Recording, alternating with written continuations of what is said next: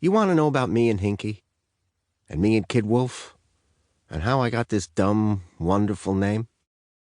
And of course, they're not separate stories. 57 years later, everybody still asks. Sometimes they gotta get drunk to do it. Sometimes politeness prevents them from bringing it up until the third or fourth conversation. Eventually, everyone gets around to it. Dead for decades, Hinky Friedman still fascinates. The movies about her haven't hurt. I saw the one with Meryl Streep. She did all right. Thinner and prettier than Hinky ever was, which would have pissed Hinky right the fuck off. How could you work for her? You know what she was, what she did. Why would you ever agree to be part of such a criminal enterprise? The truth is, that was the easy part. Saying yes to tons of money and material comfort is no fraught moral dilemma when you're alone and hungry in New York City, and it's 1929.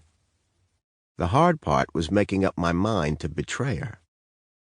But to tell that story, I gotta tell the whole story of how she found me and what I did for her and why I ended up doing what I did.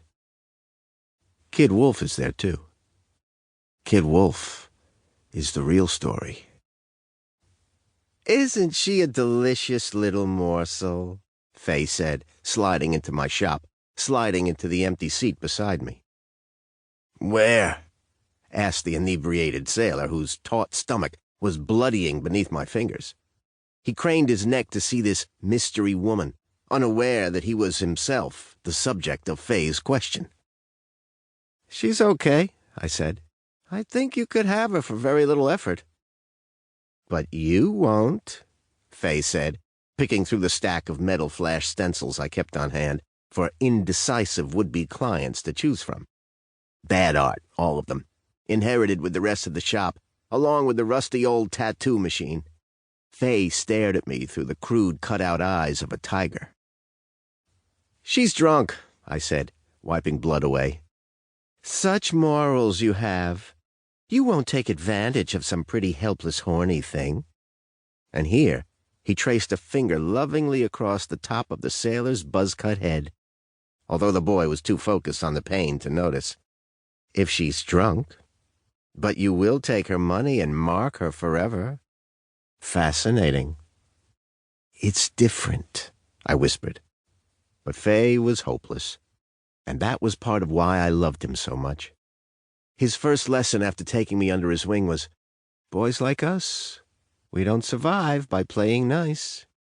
Drunk girls are the best, slurred the sailor, eager to be included. Aren't they just? Faye said. Then he touched the boy's stomach, right above where I was inking. What kind of bird is that? A swallow, the boy said proudly. My first. Sailors get them to commemorate when they've traveled 5,000 nautical miles. 5,000 miles, my. Aren't you an intrepid little Argonaut? Faye said, licking his lips. I would say you absolutely deserve a swallow. Swallows always return to their roost, I said, mopping up the last of the blood.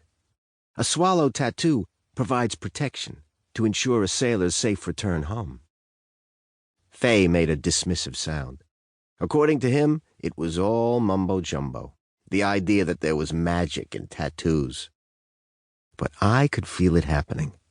My tattoo gun broke the skin 60 times a second, and magic flowed from me to him. The fabric of reality was being rewritten. My art was weak and clumsy and imprecise, but it was there. The sailor felt it too. His eyes went wide and wet with emotion. This was my consolation prize. This flesh, these raw, hungry boys,